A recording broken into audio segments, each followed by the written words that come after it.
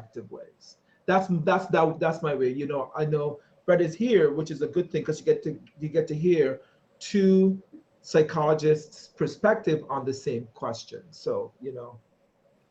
Absolutely. Thank you. And, you know, we wanted to get that out of the way because we know that your area of expertise, you can go so deep with us. So we wanted to start with you early, sir. We, Yep. So Dr. Rayford, same question. So the way we think about mental health has a lot to do with sort of where we come from, sort of how we're trained in psychology, right? And so I might see this slightly differently than Derrick, although there's certain common themes. But I would suggest that mental health has a lot to do with our ability to navigate our environment, as well as manage our emotional experiences and our cognitive abilities. And whether we have good mental health has a lot to do with how we grow up and what we're exposed to, whether we're exposed to healthy environments that shape our thinking, that teach us how to metabolize our emotions, or whether we're exposed to environments where we don't get that skill set at an early age. And so the ability to command one's mental health has a lot to do with, you know, your developmental experiences, that you grow up with the ability to build on, you know, these foundational experiences so that when you're confronted with the stress that Dr. Gordon described, that you actually have a way to manage it.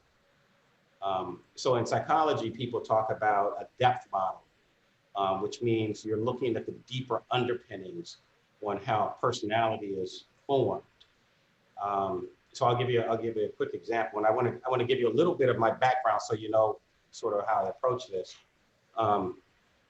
So if you're a kid that grew up in an environment that you were suffering from traumatic experiences, you know, from ages 5 to 15, how your personality is put together will be very different than that same kid born into an experience, you know, where there's a lot of nurturance, a lot of attention to what that kid's needs are, and they grow up for those 10 years with all those needs being met. So here's a good example. I'm old enough to have, and when I entered the field, I worked at the VA in Cincinnati. And one of my jobs was looking at people coming back from Vietnam, and they had been back for some time, but they had something called service connection, which was that you had to determine whether a person's mental illness was the effect of being in a war zone or not, right? So think about the young men who went off to Vietnam. They were 17 or 18 at the time. And all evidence before they went to war was that they were healthy young men with a lot of promise. But they came back from war, and their personalities, according to their families and the people who cared about them, their personalities were radically different. And so back then, we talked about that being a war neurosis before there was a title called post-traumatic stress. So personality and mental health can be a stable constant depending on your experiences.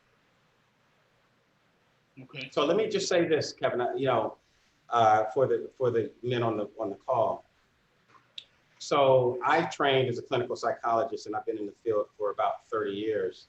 I know Derrick from Yale, but I left Yale to work at a Department of Correction for 8 years. And so I oversaw all the mental health services in that environment. I left the Department of Correction to come work with young men. So I'm the superintendent of a psychiatric facility for young boys ages 13 to 18. And so I sort of look at mental health along this age continuum, right? So from birth to death, we're managing our mental experiences. And so what I want to talk with you guys about as we sort of dig into this topic is to get us to think about where are we on that developmental trajectory? You know, from 13, I start with these boys 13 to 18. Is the mental health experience of a 15-year-old the same as a 30-year-old, the same as a 50-year-old, the same as a 60-year-old? See what I mean? Yeah, no, and we're looking forward to that. So, brother AL-RAHIM Williams. So, as a yoga instructor, Please share your view in terms of mental health and how yoga plays into that. Well, greetings, brothers, brothers from Kyo, and of course my chapter. Yeah, thank you for having me today. From a yoga perspective, we're talking about how we connect the mind and the body, and how that synergy plays together when you're either in a pose or whether you're utilizing those things that are centered around yoga, the 8 aspects of yoga, and how that helps with your mental stability. Specifically, my job as you come in and enter into my class is the kind of first thing to do is kind of just settle your mind, because many times when we enter into any environment, we usually have a bunch of thoughts and things that are racing. And in some cases, it could be the stresses of your daily activities, or it can be just a life traumatic event that has happened. And then you just want to enter in from, get it off your chest. And so generally when people come to yoga in the gym type setting, they're already ready to either sweat, push harder, any stress that they have, they want to get rid of. So that's usually their main goal, in addition to losing weight or trying to get bigger. So generally, if someone is experiencing some type of stress, or they'll come and they'll say to me, you know, look, I have this backache, or I have this shoulder, or, you know, I have this injury, and they're already not thinking about just relaxing, right? Their mind is already racing. And so when we talk about mental health in that context, when it comes to yoga, it's being able to just come within yourself and then settle the mind so that you're able to one, listen, take instruction, and then ultimately have an experience. You would be surprised how many people will come into class, and because they have so many things on their mind just from a mental health perspective, that they forget the natural thing of what's left and what's right. If I ask them to lift their left hand, they'll lift their right hand, you know? And so that automatically, for me, shows that mentally they're in a different space. So the health space to be in a yoga class is very much important when it deals for mental health. Great, thank you. So I know we heard a little from Dr. Rayford. So Dr. Gordon, please tell our audience the work that you do on a daily basis around the issue of mental health and well-being and positive mental well-being. Yeah, so on a day-to-day basis, I like to talk to folks about the fact that as a psychologist, I function kind of from a 3-legged stool perspective. One leg of that stool is involved in actually providing direct kind of clinical care to individuals in the community and meeting with them and doing some psychotherapeutic work. So this is a place where folks get to come in and talk with me about things that are going on with them. We unpack some of those issues. The idea is to have them kind of grow as individuals. So that's one arm of it. The second leg of my work involves, I like to think about it as kind of community consultation and partnership, where I am in the community working with, I'm working with individuals or organizations in the community to help them think about the programs that they're offering, the ways in which those programs are functioning, helping them think about kind of what services that the community might need and how we might kind of build those resources on a local community level. So that's the second part of that. And sometimes in that consultation, there are practice implications, i.e. what do we do with people? There's also policy implications around kind of how do we then take what we know in psychology and use it in a broader perspective? So in that realm, my consultation tends to involve kind of things like helping folks think about what are ways we might change the way the policies that are in place that impact communities of color or communities just broadly speaking. So one example is the work that I'm doing with the Juvenile Justice Prevention Oversight Committee at the state level that's looking at juvenile justice reform in the state of Connecticut. We've done a number of great things like raising the age for young people, kind of defining what is a juvenile in the state of Connecticut. We're also thinking about doing things like raising the floor. You know, currently in Connecticut, and this is something I think the brothers you could get behind of. Currently in Connecticut, young people as young as age 7 can be arrested in the state of Connecticut. We want to talk with folks about raising the floor of that to have it go higher. You know, short of mortal injury, I don't see a reason why we would need to be arresting 7-year-olds in Connecticut. And so kind of thinking about whether or not that's developmentally indicated and what are the ways in which you can use psychology and what we know in psychology to inform those kinds of policies. So that's the second leg. The third leg is the one that I think is what most folks most times associated with somebody like me who's at Yale is the research arm. Here I engage in activities that that try to answer real world questions. That's my take. Now research can happen on there's a broad spectrum of what research may look like, you know, from basic science to, you know, like basic questions to more kind of, you know, what I do more applied research, which means then that what I do have real world applicability. So for example, a research question that I'm interested in is kind of looking at how do we teach young men who are in the child welfare system healthy sexual negotiation skills so that they don't become early fathers. And so kind of thinking about how do we take what we know, curriculum that we have, adapt it to meet the contextual needs of those young men in that system, and then have them be able to use those skills in the curriculum to effectively negotiate sex and sexuality. And so thinking about those things that in a very practical way then becomes helpful. So if you think about it, I'll kind of recap. I kind of move between 3 different legs of my stool that kind of supports me in my work. One being the actual clinical care, what we think about as a clinical psychologist. You know, you come in, you sit on a couch, you talk about your personal issues. The other piece is about consultation. This is where I go out to the community and I say, hey, I have these skills, help me think with you about your work, what's going on. And then the third skill is, you know, thinking about, okay, so given the work that I've been doing, what are the questions that are coming up that are relevant for the community that needs to be answered? And so kind of thinking about how I use those things, and usually the research questions that I pursue are informed by my movements between my clinical and my consultative work. So that's a little bit about me and what it is that I do here in the Greater New Haven community.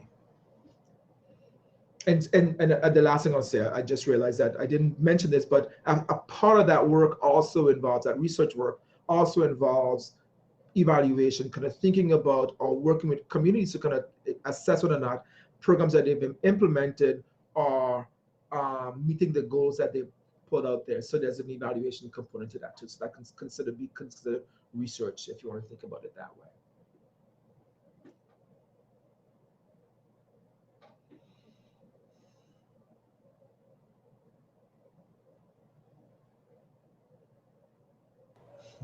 You're muted, Kevin. You're muted. Yeah. I'm sorry. So given that what was said already, and I'm really interested in that 13 to 19 age group, and I'll tell you why specifically. There are a lot of people on this call who work with young men in that age group, right? Whether it's in a school or whether it's in the community, then you see them at a different touch point. And I just like to know how much of that is it traumatic experiences that brings them to you, and how much of those traumatic experiences are not being diagnosed in the community? Well, I would say that, you know, one of the things that I wrestle with on my own is the ways in which, for us as a community, and I kind of speak about that kind of broadly, one, there's some stigma attached to acknowledging mental health issues. Everybody infamously knows that when you talk about mental health, people say, I'm crazy, So there's that whole piece that's there. I think there also is a way in which, when you think about that under the 19 age group, these are young people trying to figure out, kind of building off what Brett talked about, figuring out their identity, figuring out what it means to be a man, who they are as young men, how they function as young men, what are the markers of masculinity. And I often there've been a lot of conversations kind of in national spheres around this notion of toxic masculinity. and what I think in that conversation, what I think sometimes get missed is, masculinity is a kind of socially prescribed way that men have been taught to kind of function. And because it's socially prescribed, it means that we have a role to play in shaping what those markers are. And we need to be thinking very actively about what is that we want young men to, how we want young men to engage, how do we want them to engage differently to kind of be more productive citizens. Now, coming to your question about trauma, the issue that's there is trauma is a unique thing. I'll begin by saying it this way, in that you might walk up to me and slap me in the face, and I might laugh it off. And for some people that might be shocking and difficult to deal with. And so the thing that's there is trauma is individual. So what can be traumatic to me might not be traumatic to somebody else. And so sometimes it's a little bit difficult when we are kind of facing with other people, not recognizing how our behaviors are impacting others. And so my experience has been that a lot of the young men in our community have had traumatic experiences that aren't actually being acknowledged as trauma, And so I talked about the idea of the policy work that I'm doing around raising the age from seven, where you can be arrested, to 12. That's what they're proposing. Now think about that. No one ever thinks about the fact that a police officer coming into your school, putting handcuffs on you, taking you out in a squad car, that's a traumatic experience. And so there are ways in which we as a society are inflicting trauma on young people and not recognizing the full impact of the actions that are there. And so I would say that for most of the young people that I've worked with, and Brett can talk about this a bit more because he's kind of at Solnit, trauma is a significant marker for them. And it's an issue that oftentimes is ignored, and the reactions that come from that are oftentimes minimized in that way. And I'll just turn it over. Yeah. Thank you, brother. Dr. Rayford, please, given that group you work with around trauma, and then are those the ones, say the lucky ones or the fortunate ones who are diagnosed and receiving treatment? And how much of undiagnosed trauma is in our community, especially given that age group? So I mentioned that I worked with the Department of Correction. This was an adult population. The amount of trauma, and by the way, in Connecticut, we incarcerated more people than anywhere else in any industrialized nation. Connecticut had the highest incarceration rate in the country, and the country of any industrialized nation incarcerates more adults than anywhere else in the world. So these men were presenting with all kinds of trauma that if it had been treated, if it had been identified, diagnosed, and treated when they were young, they would likely have never been in the experience they were as adults. So untreated trauma shows up in a lot of different ways, and the system then clamps down to try to manage behaviors that are driven by trauma. So think about trauma like this. An experience of trauma is essentially something that overwhelms all of your psychological resources. It's like a bullet hole to the psyche, and your psychological apparatus isn't able to metabolize what just happened to you. And it usually is associated with the fear of annihilation or the fear of someone else being annihilated that you love. So you're overwhelmed by that.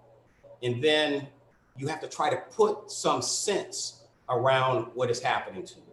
And trauma can be a one-time event, or it can be a recurring event.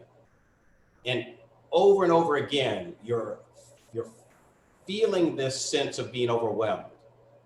And so how do you put yourself back together if it's a recurring event or a one-time catastrophic event? So I jumped out of DOC to go into the JJ system. And so I was superintendent of a facility in Connecticut where we had at the time 160 boys. 75% were Black and brown. Now I'm a superintendent of a psychiatric facility where I have to go out and recruit to get Black and brown boys to come into this facility to get the treatment that they need for traumatic experiences. The way our system is set up, the systemic structural racism, is that Black and brown boys are moved toward a JJ experience or a criminal experience, and Caucasian kids are moved toward a treatment experience. And so it's fantastic at this point in my career, I'm able to go out and recruit from our communities to say, we have something here that can retread traumatic experiences, undo that harm, and build boys back in such a way that they grow toward becoming productive men. So I think there's urban trauma that Dr. Akbar talks about.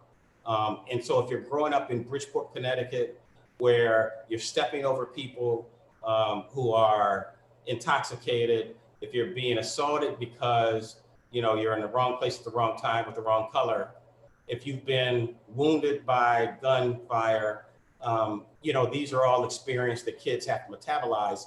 And as they grow up with that, they have complex developmental trauma that they have to run from a spray of bullets at age 12 and again at age 15 and again at age 18. I remember assessing a man who was 30 in Bridgeport, who at 14 was standing next to his friend who was 17, and someone walked over and just shot him right in the head, and he dropped dead in front of him with this kid's blood and brains all over him. That was a one-time event, and it changed the development of his personality forever. That's different, right, than the recurring kind of experience where you're living with a person who beats you when they come home intoxicated.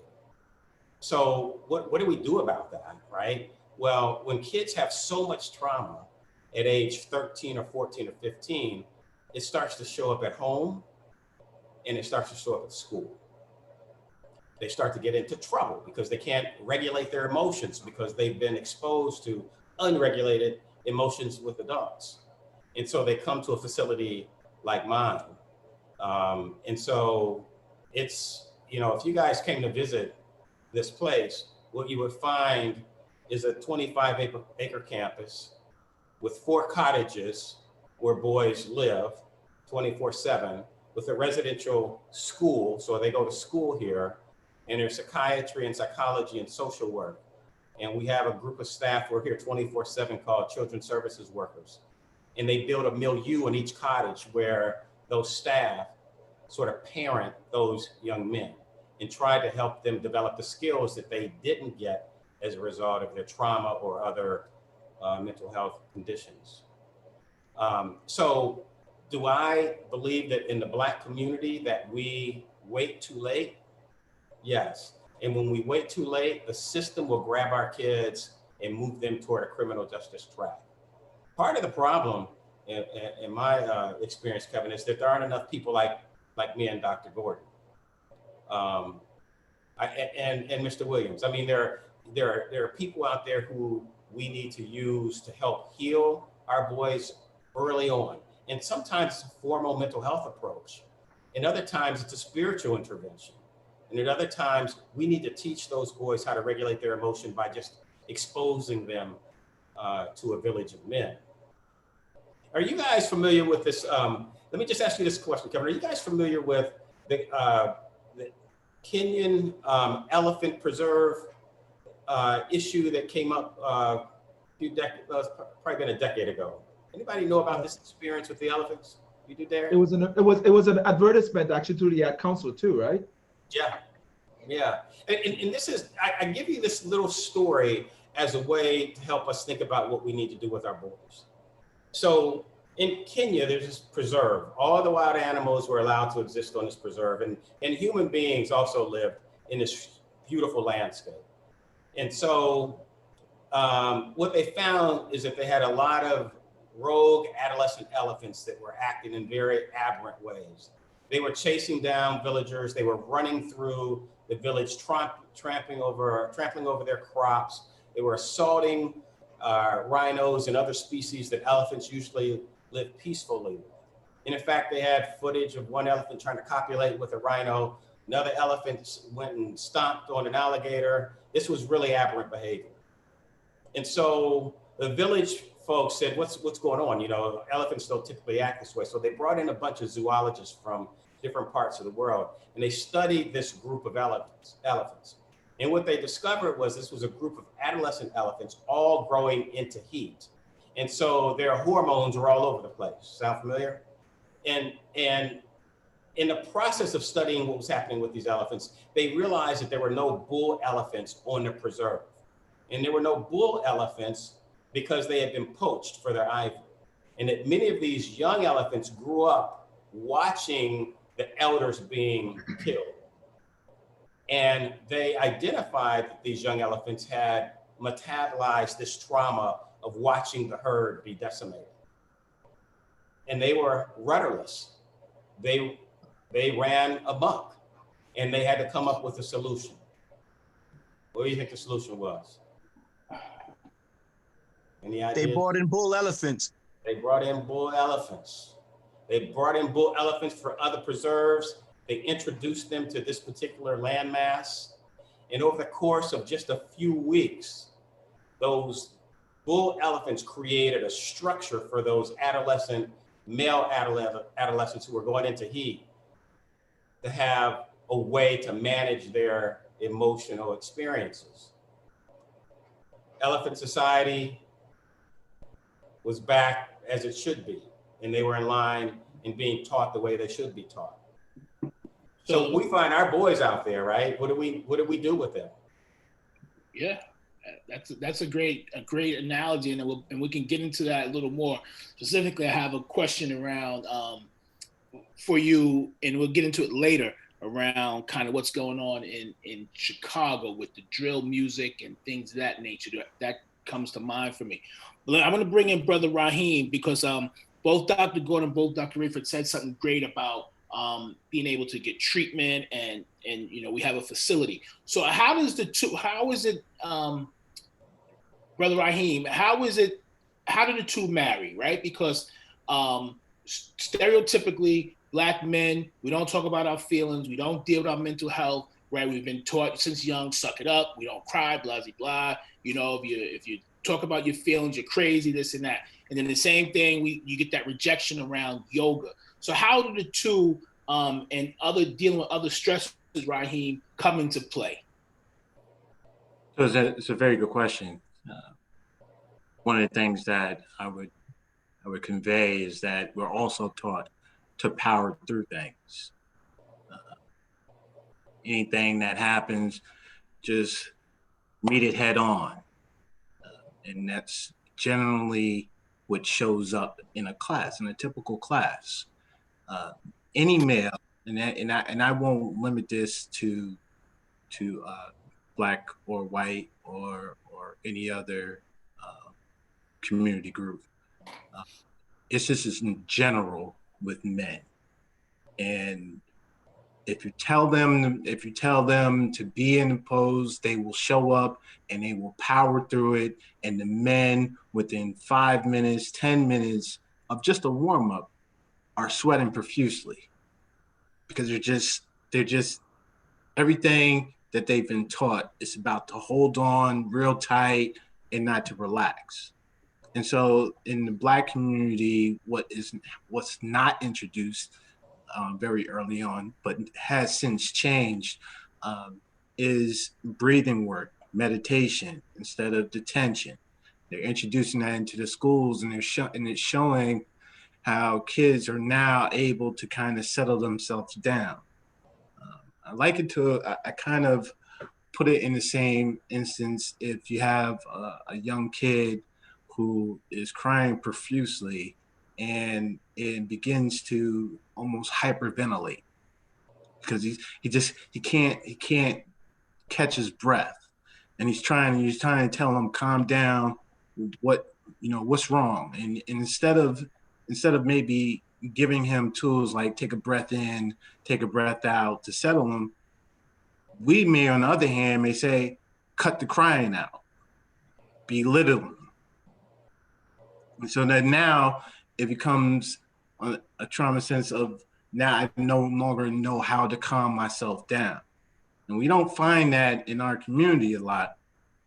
But what I find is ironic is that in the white community that had the means to go to some meditation centers, which are known as ashrams, they would always have their children with them.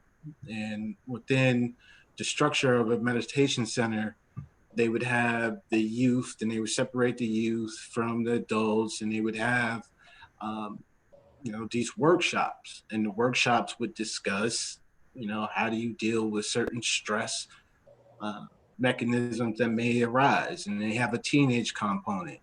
And the teenagers were able to have the discussion around school and teachers and parents. And they would give them certain tools, breathing tools, breathing techniques in order to use as a tool to calm themselves down, to settle themselves before they take a test, anytime they're entering into any stressful situation, their mind may be racing. So they provided those tools to them, but we haven't received them. We may receive them now as adults, but we never give it to the youth. And so you find what these two doctors kind of alluded to is that now the trauma from a mental standpoint will now start to show up in the body because the two are not separated. And so you might say, well, I'm not as flexible, or, I have this pain in my neck, and you may go to a chiropractor. The first thing a chiropractor does when they go to adjust you is they tell you take a breath in and then let the breath out, and then they relax you. So what does that say to us now in the context of how do we, without having to pay for some of these services, provide it into a context that we can use as young men and as adult men? And I think yoga, when people hear it, they automatically turn themselves off to thinking, I'm not flexible, I can't do that. Which is almost saying, if you wanted to play basketball, do you not go to a coach to learn how to play? If you want to play football, you go to a football camp. So it's that type of stigma that we have to remove out of the Black community, and so that we can bring people in to really understand themselves between the mental and physical, and how the two are one. Yeah, thank you. But we certainly know who we won't go to if we want to learn how to play golf. But Rahim, you said something, and I just want to push back a little bit, and then we have, I think, Brother AJ, we have a couple of questions in the chat that we want to get to our panelists. I want to push back because not only is it, you said the fear of stretching and things like that, but I speak to the kind of stereotype that Black men don't want to do yoga because it's for crunchy white women, it's for rich people, it's for all those other stereotypes that we don't do it. Yes, so there's a big conversation that's going on in the yoga community, and it's centered around what a yoga body looks like.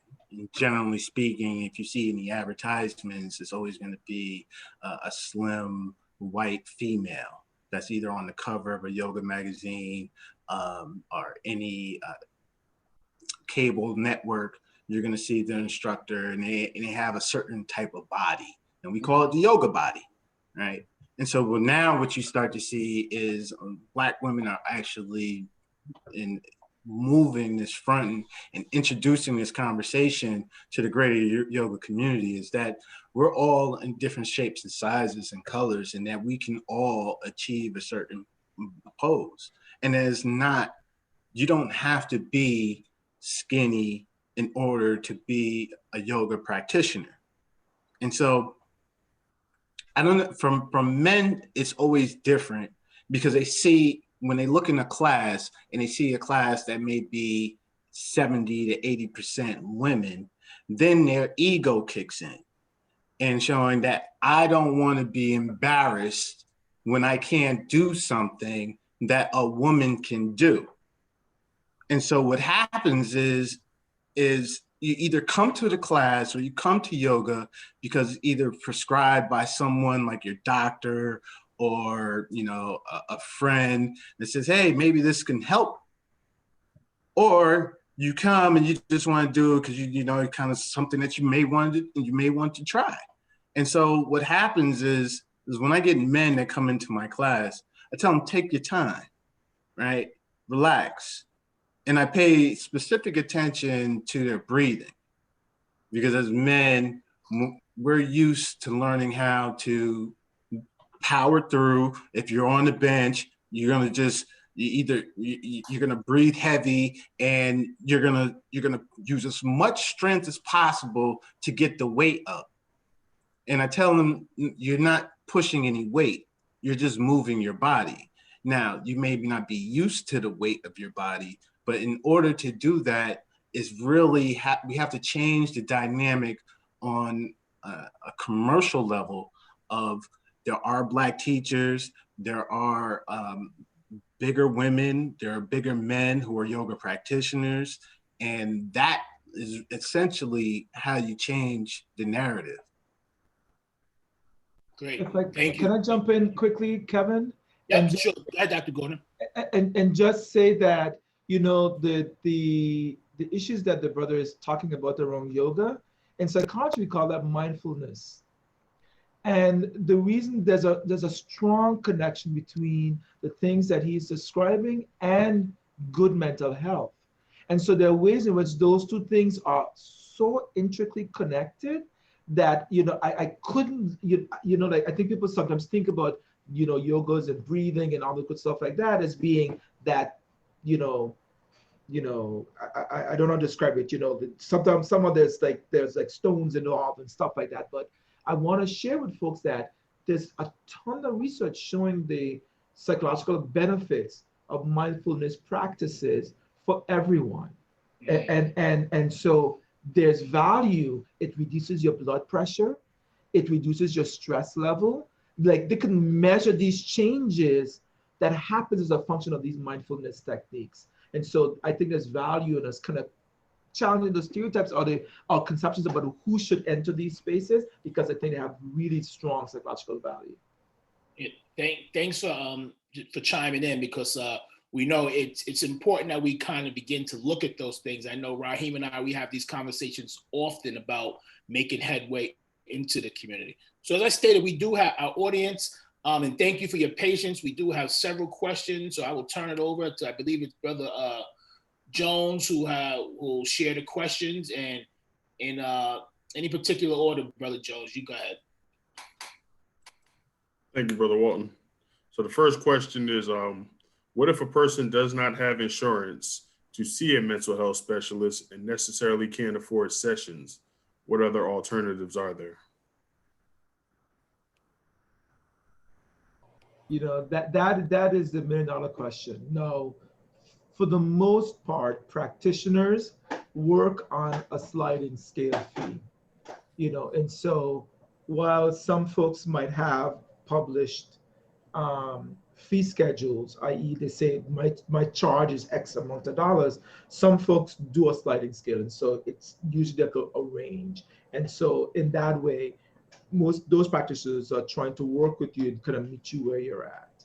The other thing that I would say that's there is, the good news about Connecticut is Connecticut has taken the federal Obamacare Medicare expansion. And so if folks, there are more folks that are eligible for the Medicare expansion than actually know.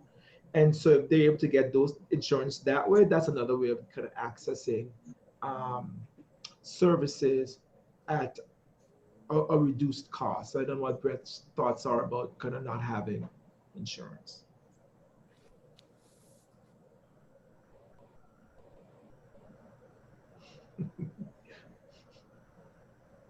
Are you still with us, Dr. Rayford? Yeah, I didn't hear the last thing that Derrick, was he passing it to me? Yeah, Yes, I did. You got to speak up for old people, man. So I like to lord that over him, Kevin. He's about 10 years younger than me. Oh, please. So there are also clinics, by the way, that will bring people in on a sliding scale. And then also, it depends on the nature of what the challenge is that a person might be wrestling with. So, for example, for people who have a substance use issue, those clinics are often free for folks to walk in and say, look, I'm really struggling with something. I need to take a look at my use of substances. Our facility, by the way, if a kid needs this service, we have a healthcare advocate that works with families who don't have insurance. Most of the kids that come to this facility, just to put it in perspective, if you were paying out of pocket to come here, it'd be about $2,400 a day. Nobody can afford that, right? So if you have Medicaid, then you come into a program like ours that's run by the state. And so we will hook a family up with a healthcare advocate so that they can get a kid in the services here. And I would just sort of underscore that in places like ours, we're not just treating a kid, we're treating the entire family. And so the family literally has to sign in to say, I'm going to be engaged in family therapy once or twice a week. So it's free to those families, frankly. Great, and we thank you, and I would like to add, and I think we also have one of our audience members, Andrew Thomas, referred to it, but I just like to point out that if you're working, most places have an EAP program at work, and I know where I am through insurance, you get 3 free consultation services, get 3 free sessions to be able to talk about the issues that or the stresses that you might have. So I would encourage people, if they are feeling some stresses and they are working, to look into their employee assistance program. Okay, thank you. And Brother Jones, another question? Yes. Brother Odom's asked, how do you differentiate between mental health, mental illness, and life's challenges / normal stressors?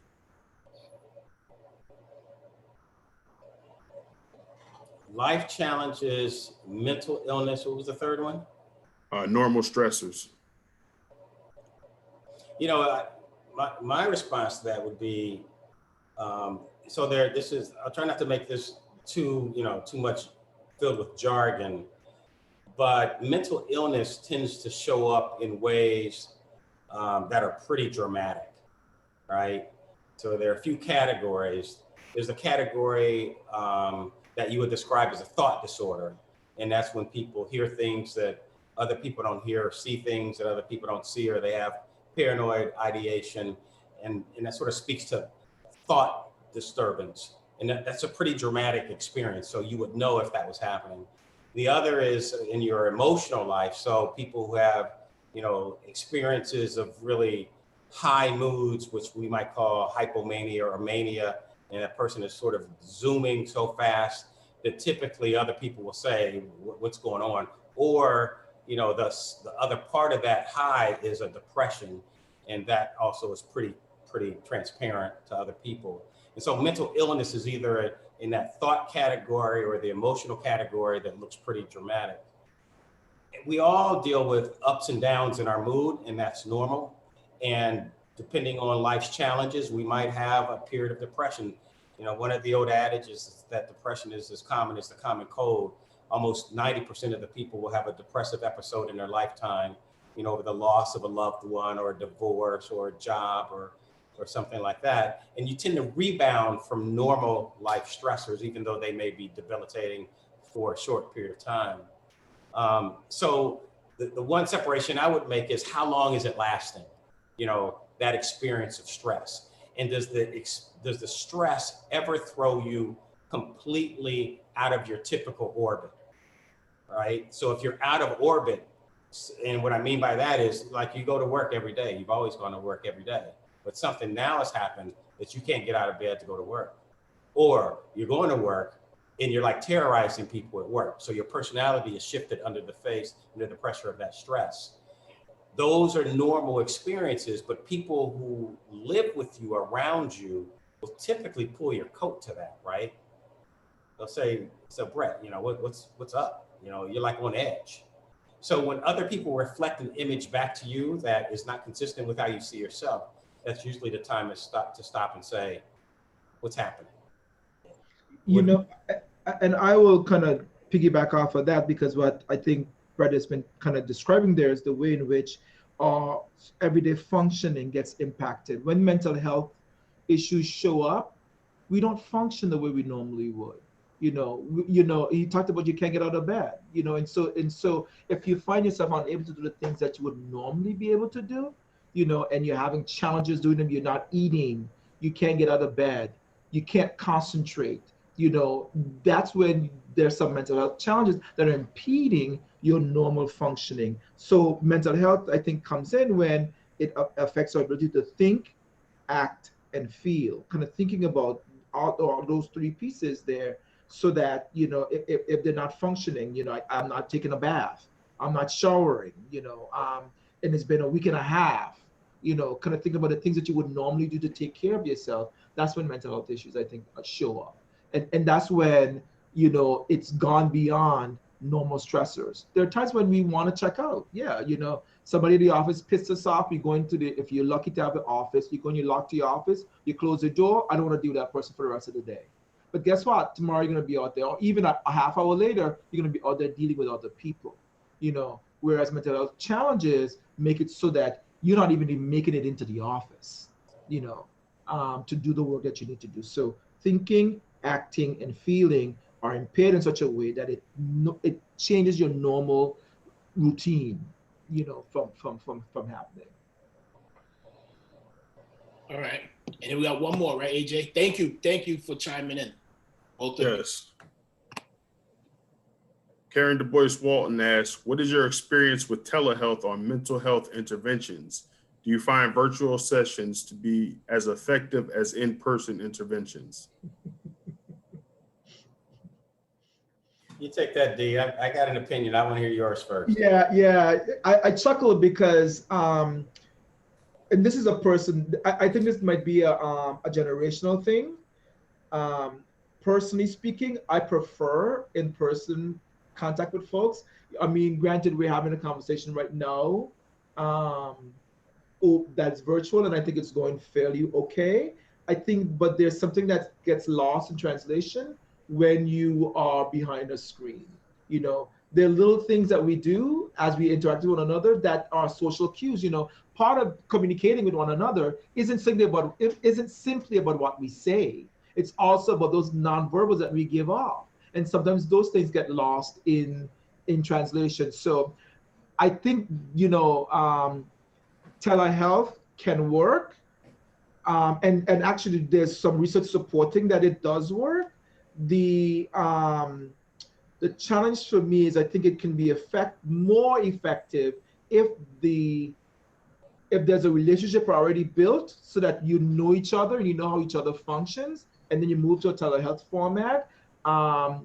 So that's working, but there's also a piece around it, you know, building it so that I feel as if there's more work to be done when it's over a format like this.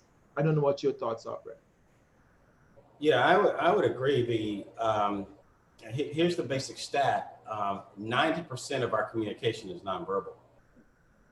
And so I'm listening to everything that you say, but I'm also reading everything that you're doing while we're having a conversation. You know, your legs are crossed and we're starting to talk about something that's happened in your life and you're suddenly rocking your foot. that's given me data that I wouldn't get over a Zoom call. I mean, I see all of you guys from, sort of chest up. So I'm missing all that nonverbal communication. I mean, I know Rahim would be able to pick up on whether somebody had tight musculature in the class or not, right? Well, I'm reading all those cues as well. So I think it's a distant second, distant second, but I would never substitute it for in-person therapy. Now, I guess it depends on what you're doing, because therapy is such an intimate practice and exchange of emotions and experiences that I would want to be in the room. But if I was just teaching, I'm going to still miss certain things, but the point of that conversation is different than the point of a therapeutic connection. So I just wanted to, it's funny that question comes up, because when you're teaching as a teacher, when this pandemic ensued, everyone left, and I would have 60 people in a class, all moving in the same manner, all breathing. And what you would find is that the tribe kind of works together to kind of find this space that they're able to just kind of slowly, it's therapeutic for them. And the energy in the room is phenomenal. It's hard to describe, only like if you've been on a team and you're doing well and everyone, it just seems like everything is gelling together. It's the same principle. Then once we moved on to this platform, it was totally different dynamic. Now I wasn't able to adjust certain people. I could see them, but I would have to tell them, and it would almost disturb the flow of the class. Because now I'm taking time out to correct them verbally, whereas non-verbally, I could either use my finger or use my leg to either adjust them, or have people in a position and then go over to somebody and say, you got to breathe, right? Don't hold your breath because they're turning red, right? And so you see those type of things in the one-to-one while I'm in class versus doing it online. And there's a distinct difference as a teacher, that you're dealing with the physical aspect as well as the mental, that you just don't necessarily get. That touch and feel aspect is lost. Yeah, those. I imagine those, especially if our success is predicated upon interaction, seeing people, that it would be difficult. So thank you for that question, Karen, and thank you for your responses. So what we're going to do is we're going to pivot and lead to another conversation, and really want to talk about the challenge of being Black boys or Black men in America, especially given its climate. And Dr. Marcellus Edwards, he wrote he's pretty long, so I'm going to do this. It's a statement, and then it's a question at the end, and it's for all three of you, so please. And you can also read it in the chat. To be a Black man in America has its own special set of trials and tribulations. It takes a certain level of physical, mental, and spiritual fortitude to overcome the obstacles put in front of us. It is his belief that in efforts to toughen up our Black boys in preparation to operate in the world, we as a community have adopted certain practices that inflict mild to moderate physical, mental, verbal, and psychological trauma onto boys in an effort to make them men. We know that adversity is useful in testing oneself and promoting growth and development. The question is, how do we raise boys who are prepared for the world without inflicting unintentional trauma upon them? Because Lord knows they have enough trauma outside of their own homes. Wow, that's powerful. That's a lot. That's a lot, Doc. So I want to approach this. I've got a father of two sons, and then I work in a place where I have a group of boys for a period of about 4 to 6 months where I'm trying to treat a psychiatric illness. But while the psychiatric condition brings them here, I have tasked myself with the same challenge that I tasked myself with my boys, which is to help them grow into healthy, emotionally regulated men who take in their universe and adapt as needed to survive and to thrive.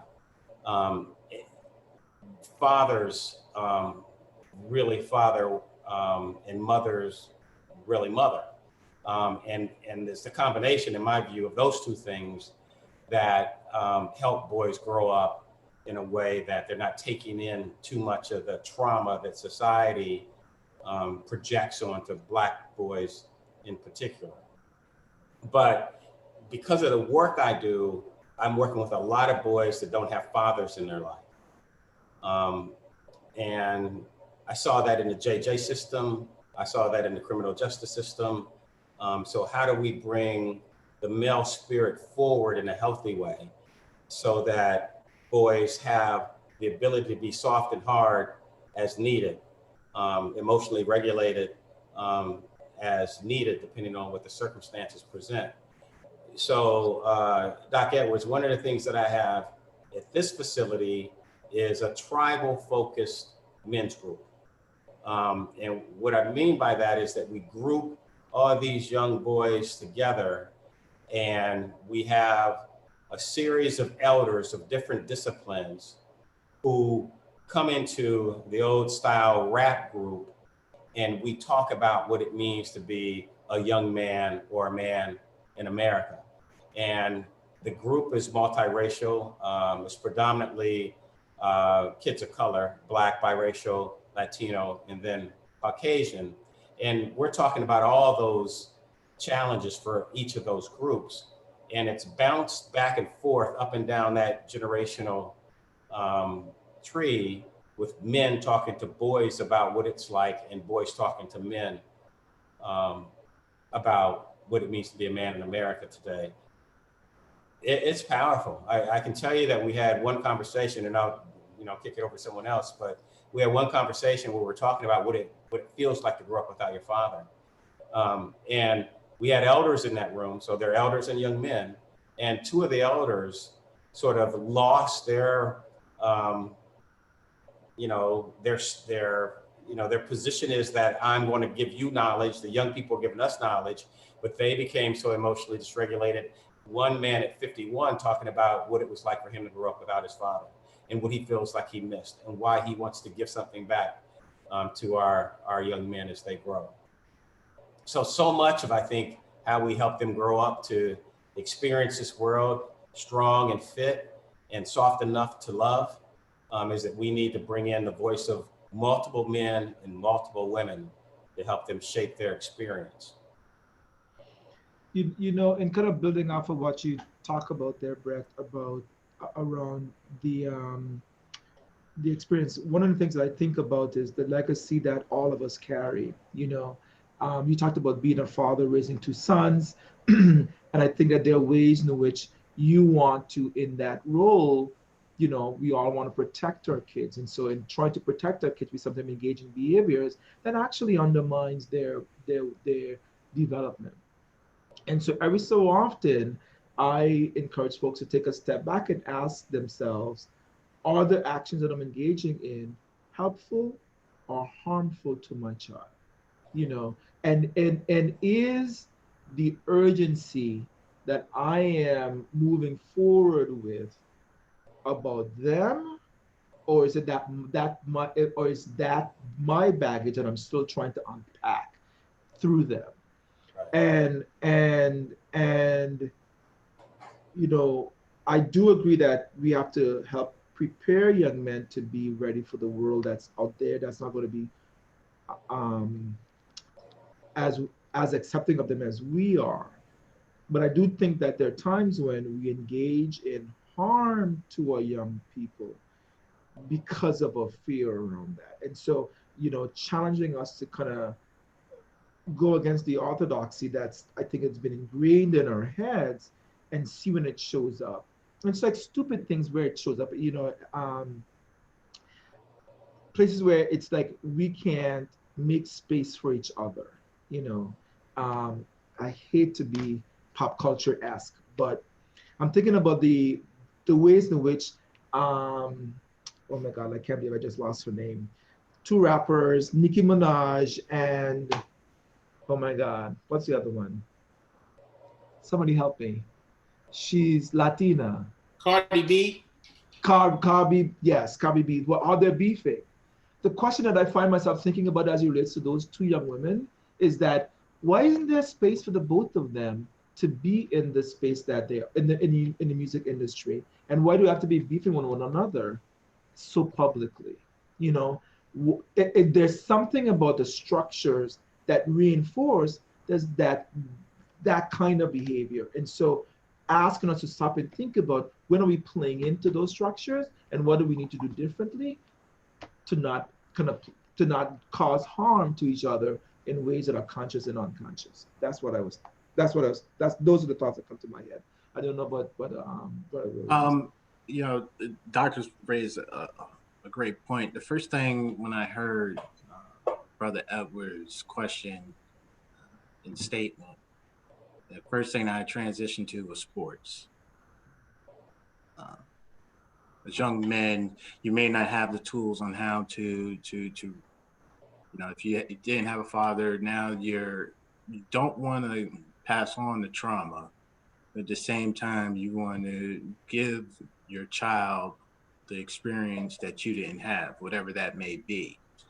And so when I said sports, it was like that's the first thing that we actually throw our sons and daughters into in order to give them the toughen up bit, being able to deal with someone 4 times, 5 times their age, yelling at them in order to get them to do something right.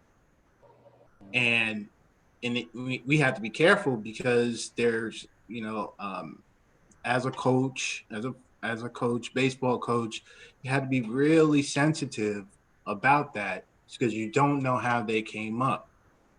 And so if you're yelling because that's the only way your communication style is with them, then that sets an emotional trigger off on them, and then they'll shut down. So as a good coach, you're able to identify all the kids and understand how you communicate with them so that you don't set off those triggers, those traumas, because now it's making them reflect. And now because they don't have the tools, they're not able to appropriately respond to whatever it is you're trying to get them to do. And so bad coaches is really a form of communication and not understanding the kids. And too often we put them in a sport that you need that aggression. And so whatever it is that we have to do is to get that aggression out. You have to be aggressive in this manner. And then you as a sports enthusiast are going to reinforce that as a parent in your enthusiasm to cheer on your kid. But sometimes that also can be a trigger to them. And so we have to be careful as Black men when we're dealing with children and young adults in how we communicate with them to get them to do something. And once we take a step back and understand that perspective, then I think things will turn around.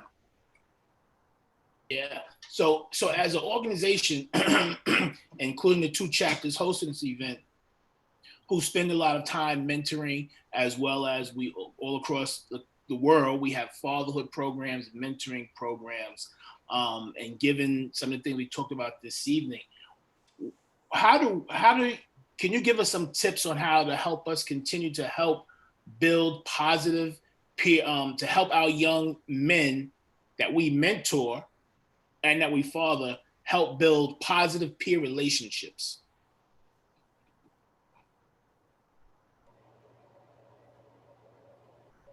And I'll go to Dr. Gordon first. Cool. So when you talk about kind of building positive peer relationships, you know, one of the things that I actually have been thinking about a lot lately is this idea of how men and women communicate with each other. Um, to build a relationship with someone requires a level of intimacy that and a level of vulnerability. And so one of the things that I think becomes really critical is to help us modeling for these young men how you do that. You know, I think there's a way in which I use the royal we. I know I do this sometimes as an adult. I want to tell my kids what it is that they need to be doing. And I recognize that rather than telling them, I need to be showing them how I do it. You know, and so if the young people are seeing me having intimate and caring relationships with the folks around me, they then get to model that image in their own relationships. And so I'm always asking folks, what are you doing for your kids to show them that this is okay and this is actually important? How are you demonstrating that guys can have close, caring relationships that are supportive? And so kind of using us as a model, I think this is where the mentoring relationship, I think, becomes really valuable, because when I think about mentoring, I think about the idea of the adult mentor showing that young man through his active participation how you actually do these things on the ground, how you actually engage in meaningful ways with others, how you kind of show value to others, and how do you demonstrate that you're sacrificing part of you for them. And so that those are ideas that come to my mind. I don't know what others' thoughts are. I would add to that.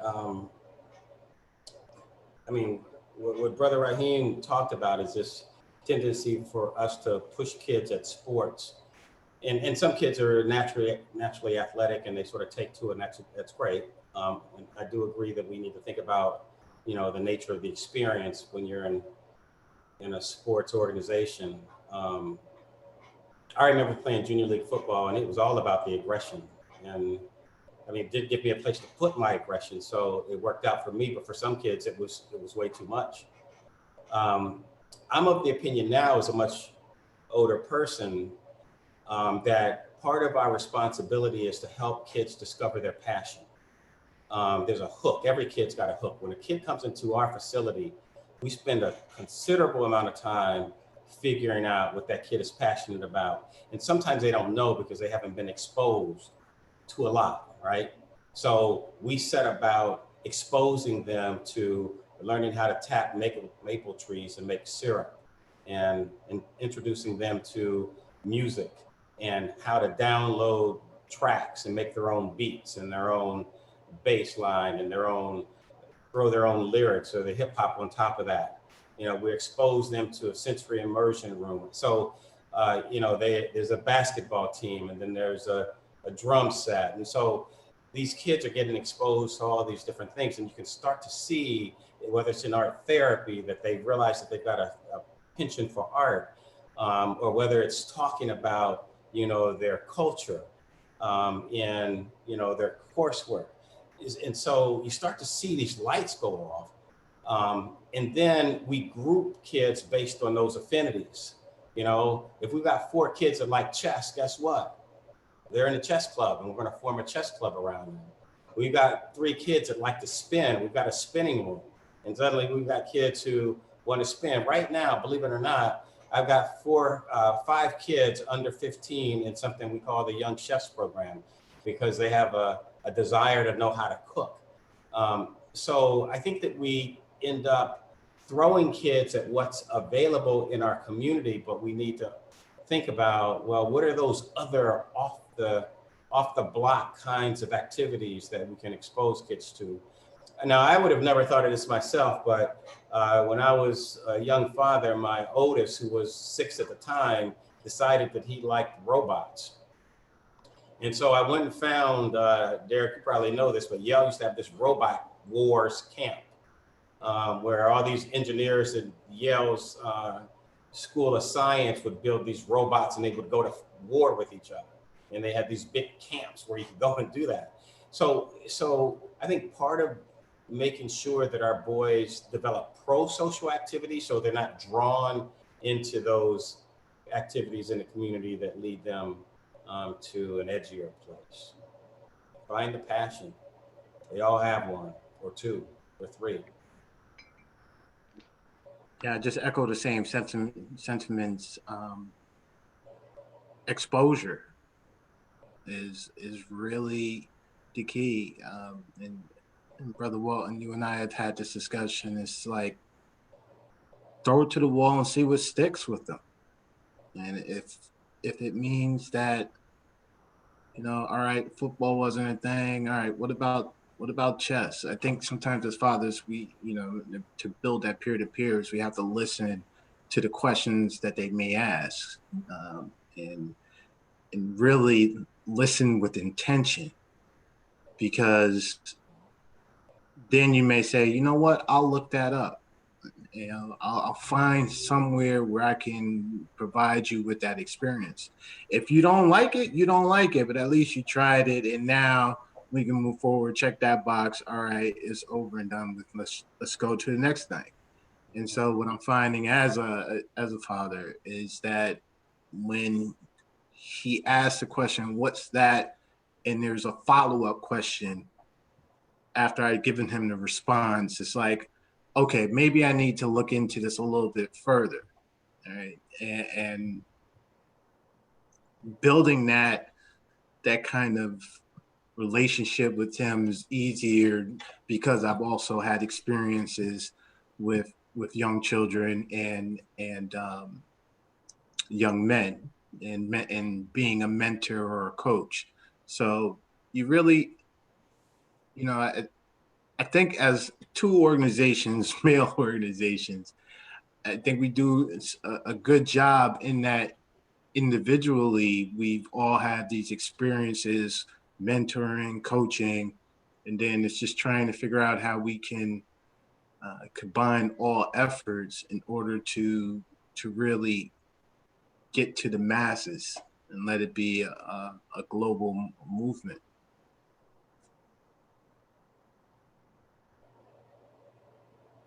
Thank you all for those responses. So as we continue to move along, we have about 7 minutes. I know we have 2 more questions in the chat, and I'll turn that over to Brother AJ.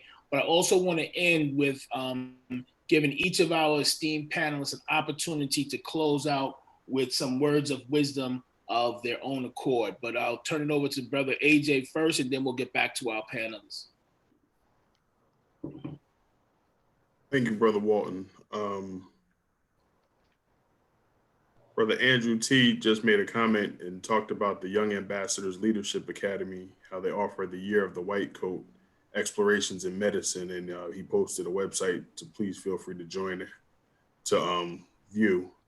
But another question that's come on the chat is, how do you mend the bridge between generations due to the orthodoxy and raising your young Black man the best way you know how? That's the first part. But you damage them. What are some repair tools? And what if you've already passed on the trauma? So that's a 3-part question. That's, I'll take the first stab at that. If you've passed on the trauma, this isn't being modeled well for us in the country. With the past administration that's hopefully on their way out. But I think that you have to acknowledge that you may have passed on that trauma and apologize. I think you have to pull your boy in and say, son, I didn't intend to hurt you in the ways that I have, and these are the ways that I think I've hurt you. Have I hurt you? And if your son is able to say that, indeed, you passed this on to me, then I think you have to start with that heartfelt apology. As men, we find it sometimes hard to do that. I think too, if you need guidance about what your son needs to be a father, the best father for him, because I can tell you that what my 2 boys need is a different style of fathering.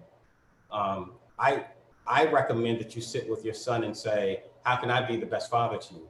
What do you, I mean, it's like any relationship, right? You know, what is it I need to provide for you? What do I need? What do you need from me in order for me to hit all the keystrokes that you need to grow into the man that God intends you to be? What can I do for you? What is it that I'm not doing? And sometimes that's a tough conversation in boys because, you know, society also teaches them to cover up and be hard. It doesn't just come from, you know, us. They may find that a difficult conversation to have, but it's a repetitive request. What do you need from me, son? What do you need from me, son? No, Thank you. the other thing that I actually, building off what Brett is saying, is, you know, talking about being able to acknowledge that as parents. And I joke sometimes because I think I was in college when my mother talked about she learned some things in raising me. And being the flippant child that I was, I said to her, I was an experiment. And she said to me, stop being dramatic, which for those of you know, can be a bit dramatic sometimes. But I say that to say, kind of tongue in cheek, that recognizing that we have to own when we have wronged our kids, one, but also two, we don't always have all the answers. You know, look at the room that we're in right now. Each person that's around this virtual table has something to offer. How do I lean on Mr. Andrew? And Andrew, you're on my picture, that's I'm calling on you. How do I lean on Mr. Andrew, who might be able to help me do better in some small way? Or how do I think about Fletch and saying, hey, Fletch, I know you've done this great, and can I help me figure this out? You know, so the piece that's there is recognizing that, you know, we joke and say it takes a village. It does take all of us to do this, you know, and we are our brother's keepers, you know. So if I'm acting a fool, I say that kind of loosely, but if I'm acting a fool, do you have a responsibility to pull me aside and say, you know what, you didn't manage that the best you could have? And I have to have enough ego strength, that's a psychological term, but I have to have enough ego strength to acknowledge that that was the case, and then be able to hear how I could do that differently. Because the truth of the matter is, I don't have the corner on knowledge. I don't have the corner on answers, you know, but the truth of the matter is collectively we do. And so how do we lean into that to help us each other heal, you know? And when you talk about trauma, the other thing that keeps popping in my head is this idea of attachment.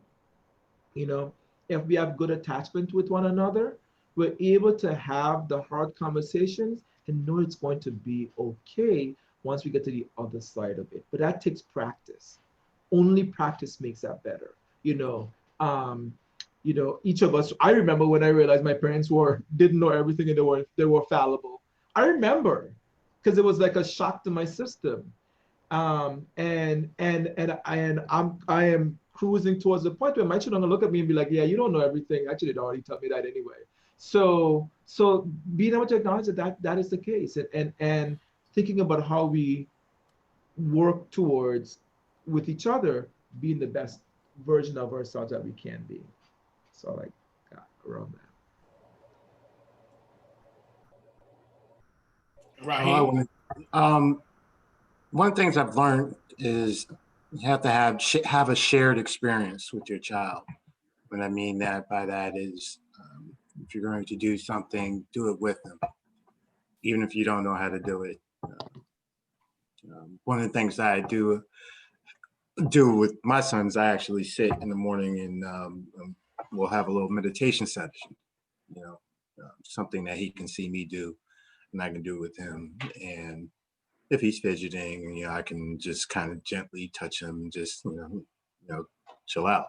I don't think sometimes we're quick to do the things that we already know, and we're not able to kind of do the things we don't know. And this goes back to the ego strength comment. because I don't know how to do it. You want to be seen as I know all. I'm appearing to have more life experiences than you. And so I think a way to kind of counteract that and bring balance is to actually engage in something that you both can do together and actually learn. I take that from like lacrosse, throwing my son into lacrosse. I've never held I've held the stick, but I just didn't know, the intricacies about the sport. So I'm learning with him. And, I got to a point where if he had to go do wall ball, I was doing wall ball and I was learning, how to handle a stick. And so now I'm able to like kind of work with him. If he wants to practice, we can go out and practice. And I don't feel like I need some other entity to provide that experience. And I think that's a healthy way of kind of looking at that question. Well, well, gentlemen, we are unfortunately out of time. So what we're going to do, we'll take a liberty to begin to wrap up, and we'd ask our audience to stay with us additional few minutes as we give the panelists an opportunity to give us some final words, and then we'll have a closing out by our two Basilai. So I think, Brother Williams, we'll give you the 60 seconds. Please close us out. Your closing remarks. One, I just wanted to talk, I know we kind of touched on it, was stress in mental health. Stress it's the aspect of our thoughts. So if we are able to kind of control our thoughts, we can limit the amount of stress that we experience. And stress does show up in the body. And it will be called, and you may notice it as tension. So I encourage all the brothers. I am at LA Fitness in Milford on Mondays at 7, and Trumbull, LA Fitness in Trumbull on Saturday mornings at 11. And even if you can't make it to my class, and I know some brothers have come and attested to what I'm conveying to the group, I hope that you do take a yoga class. Just give it a shot, and don't think about I'm not flexible. I'm too stressed. It's too slow for me. Take a yoga class, and I'm sure you will enjoy it. But thank you very much to the brothers of CAIO, and of course my home chapter, EII, and the Social Action Committee. Thank you, Brother Williams. All right, Dr. Gordon. Yeah, I guess, when I was thinking about what I wanted to say to the brothers is that I think sometimes the reason why mental health is so hard is I feel like we are afraid to step into our joy. And so I'm going to say, step into your joy. I see Brother Jason with his young son on the picture there. And I'm looking at it and I'm remembering those days and missing those days. But just thinking about how you enjoy the moments and appreciate, the blessings that come in each of them for us, because I think sometimes we're so conflicted that we don't, fully appreciate and fully step into the joy of kind of what God has blessed us with. And so that would be my statement, my closing piece around that. That is beautiful. That's a great takeaway. Step into your joy. Thank you for that, Jim. It's going to be appropriated, so you just might as well give me permission now to put it on Facebook. It's okay. It's okay. I'll give you your credit. And Dr. Rayford, last word. So I appreciate this opportunity to be on with you guys. I know that you have a mentoring program for young men. And so my last piece I would leave with you is that when you're working with these young men, I want you to listen for expressions of what we describe as father hunger. We see this a lot as boys get into their teens and they're bouncing around trying to figure out who they are. And there are all these symbolic ways that young boys, young men talk about the yearning for the presence of their father. And that as mentors, you listen for that and help them figure out how to feel that void. Great. Thank you for that as well, because that's very, that's very important. As all of us, most of us have mentors, we're in mentoring programs, and as we find what our purpose is, I think that's a very good tip, because I think at the end of the day, right, we're all trying to figure it out, and it's in our job to help them. So listen, let me say, I am very happy, and I wish we could have kept going. And I think we end up saying that every time we have one of these sessions, that because we get so much great information from the panelists that we are fortunate to know and work with and interact with. So again, I just want to thank you all for sharing with us this evening. This is great information. And if we ever do a part 2, which I'm sure we will need to, we will call upon you too. And if you're not too busy for us, I hope you'll come back. And with that, I want to turn it back over to Brother Alexander Jones. Thank you, Brother Walton. I want to thank the panelists, not only for the expertise, but just their time to come on and really talk about such a key topic that's prevalent in the community. I definitely want to thank everybody that joined us this evening, but I especially want to thank Brother Walton for another great job moderating. But our Achievement Week committee, Brother Adam Conway, Brother Cordell Bell, and Brother Afiz Dingabisi, who helped put this program together tonight. I thank you all for joining us. I'll turn it over now to Brother Edwards to bring closing remarks on behalf of Chi Omicron. Thank you, Brother Jones. This was, I think, a very powerful event we had tonight. There was a lot of information that came out of this.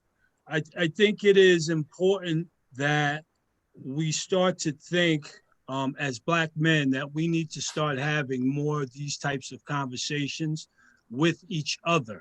I think people on this call tonight were able to get some valuable tools. I think that you could never have enough tools in your tool belt to deal with life. So it was good to pick up a lot of things that Dr. Gordon, Dr. Rayford, Brother AL-RAHIM Williams talked about tonight, and brothers of Chi Omicron Chapter and Epsilon, Iota. I think we picked up some things tonight that we could take away from this to go out and better serve the community in which we serve. I thank you all for getting on this call. Absolutely, and thank you for your leadership, Brother Edwards and Brother Jones. And listen, we look forward to a great Achievement Week. And people, please be safe and be on the lookout for our next event. Have a good night, everyone. Take care. Good night. Good night. Root to the bros. Root. Root. Root. Road to the bros. Great event, bros. Road. $100. There he is. Gonna always come in, dog. There he Yes, is. he is. I'm here, doggy. Root. Rudy Roo. Jason, let us see that. Let us see that baby, Jason. Come on, man. I know he's still around the corner from me. I ain't